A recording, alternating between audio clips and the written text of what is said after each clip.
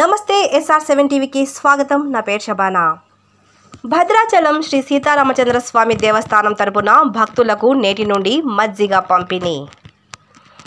భద్రాచలం శ్రీ సీతారామచంద్ర స్వామి వారి సన్నిధిలో వేసవి కాలం దృష్ట్యా భక్తులకు ఉచిత మజ్జిగ పంపిణీ కార్యక్రమాన్ని ప్రారంభించిన ఆలయ కార్యనిర్వహణ అధికారి ఎల్ రమాదేవి భక్తుల సౌకర్యార్థం ఎండలు విపరీతంగా ఉండడంతో ఈ ఆలోచన చేసినట్లు ఆలయ ఈవో రమాదేవి సందర్భంగా మాట్లాడారు.